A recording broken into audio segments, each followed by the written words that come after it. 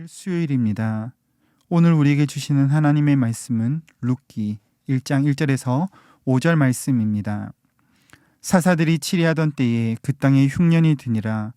유다 베들레헴의 한 사람이 그의 아내와 두 아들을 데리고 모압 지방에 가서 거류하였는데 그 사람의 이름은 엘리멜렉이요 그의 아내의 이름은 나오미요 그의 두 아들의 이름은 말론과 기런이니 유다 베들레헴 에브라 사람들이더라.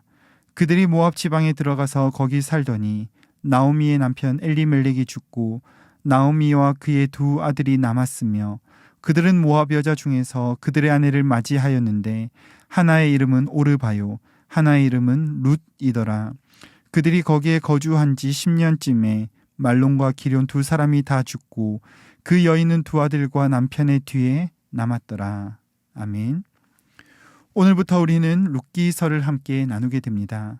룻기서의 제목에서부터 발견되는 특징은 여인의 이름으로 된 성경이라는 것입니다. 구약 성경에서 여인의 이름으로 된 성경은 두 권인데 하나는 에스더이며 하나는 룻기입니다. 그 중에서 룻기는 특이하게 이방인 모압 여인입니다. 그렇기 때문에 룻기서를 보면서 어떤 분들은 이방인에게 열린 구원의 빛을 발견하시는 분들도 계십니다. 또 확연하게 보이는 시어머니를 향한 인애와 사랑의 주제로 룻기서를 보시는 분들도 계시며 다윗 왕조를 시작하는 서곡으로 많이들 생각하기도 합니다. 또한 신실한 사람 보아스를 통해 나타난 인애, 이것이 하나님의 인애, 긍휼로 그렇게 룻기서의 주제를 삼기도 합니다. 그런데 룻기를 자세히 살펴보시면 우리는 회복을 주시는 하나님에 대하여 발견하게 됩니다. 완전하게 몰락한 자에게 풍성함이 되시는 하나님, 그분은 빈곤한 자에게 양식을 주실 뿐만 아니라 소망이 끊어진 집을 통하여 다시 일으키시는 분이심을 보여주십니다.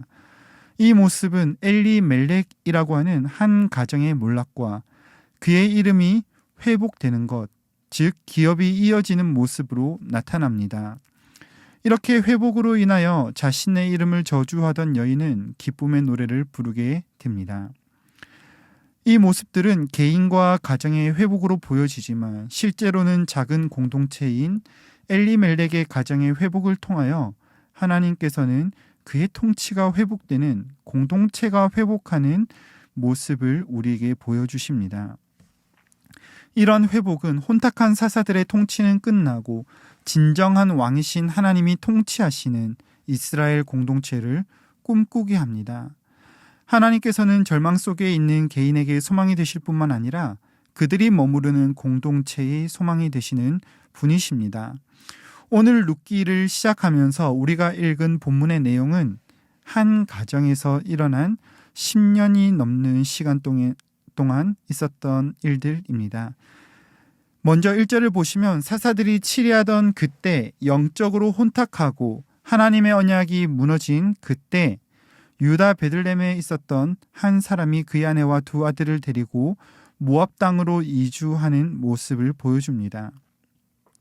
그리고 그들의 이름이 2절에서 소개되는데 그 사람의 이름은 엘리멜렉, 이름의 뜻은 하나님은 왕이십니다라는 뜻입니다. 왕이 없어 자기 소견에 옳은 대로 행하던 사사들의 통치 시기에 엘리멜렉의 가정에서 일어난 일들을 오늘 소개하고 있습니다.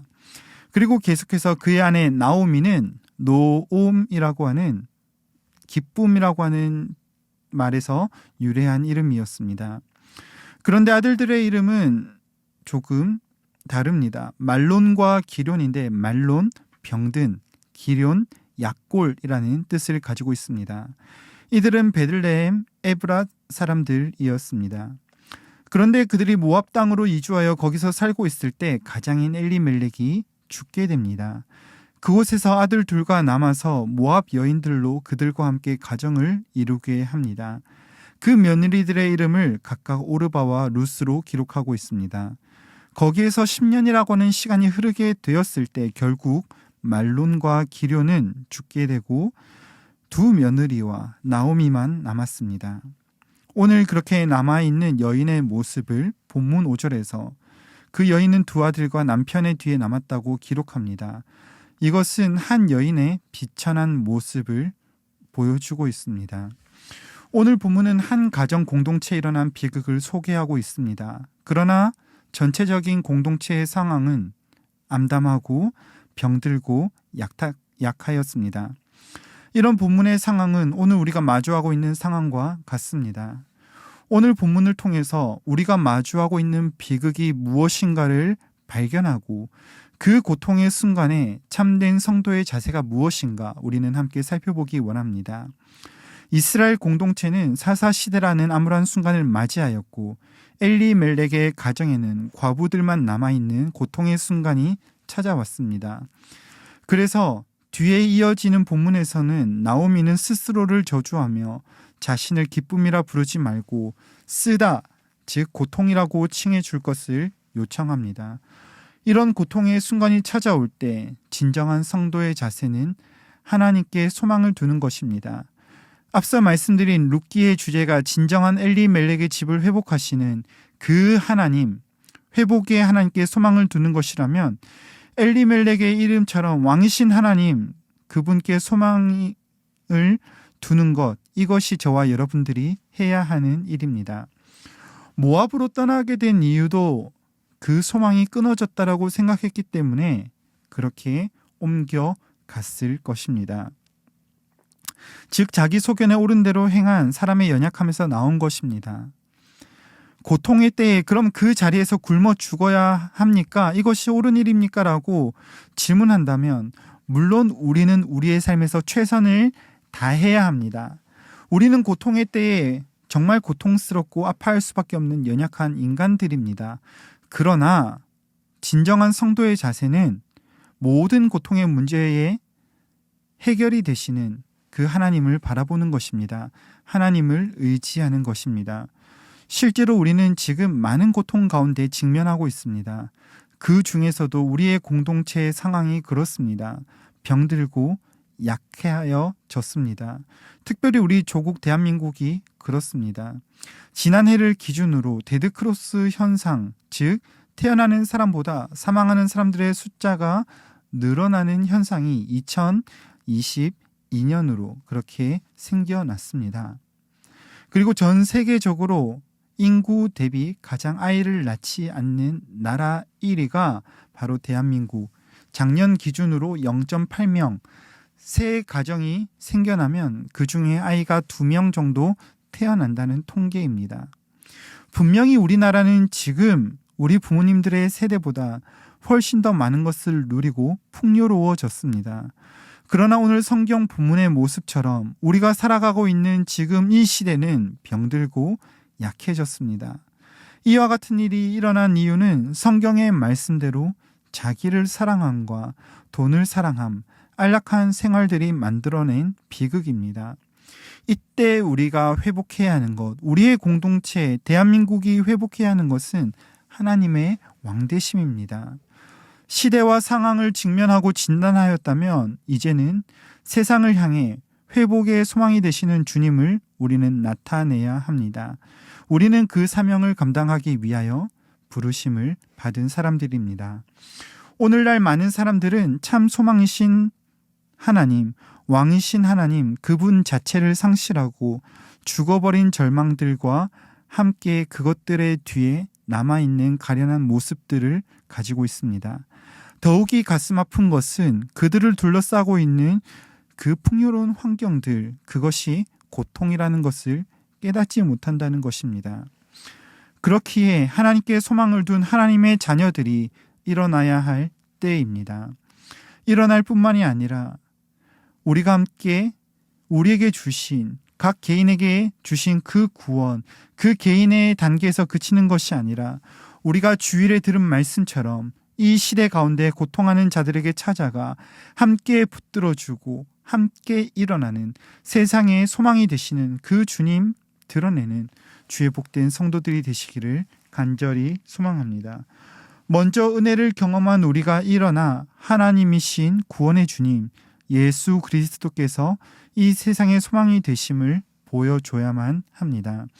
하나님께서는 우리에게 그와 같은 사명을 주셨고 그 사명을 감당하는 사람들을 통하여 무너지고 잃어버린 자들이, 잃어버린 공동체가 다시 한번 회복되기를 원하고 계십니다. 말씀을 맺겠습니다. 오늘 룻기서의 초반부는 고통으로 시작합니다. 말할 수 없는 아픔 가운데 죽은 자들과 함께 그 뒤에 남아있는 한 초라한 여인의 모습을 보여줍니다. 그 초라한 모습, 죽은 자들과 함께 남아있는 그 여인의 모습을 볼 때 우리의 모습을 동일하게 발견할 수 있습니다.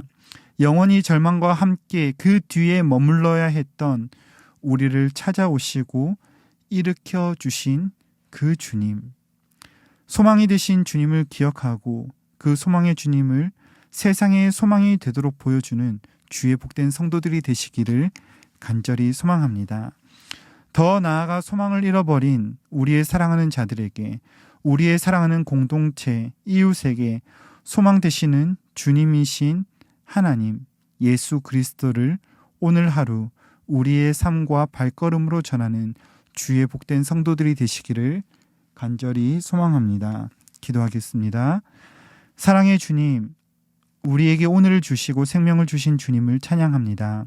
우리의 삶의 여러 가지 고통의 순간들마다 우리의 죄악과 절망 가운데 헤매는 것이 아니라 우리 인생의 정답이 되시는 주님으로 살아가게 하여 주시옵소서. 우리의 여러 가지 인생의 문제들마다 유일한 해답이 되시는 예수 그리스도, 그 이름에 소망을 두고 이 세상을 향하여 두드리고 손을 잡아 일으키는 우리의 삶이 되게 하여 주시옵소서. 그리하여 우리가 직면한 문제들과 가정들, 우리가 속한 모든 공동체들마다 예수의 이름으로 회복되는 은혜가 있게 하여 주시옵소서.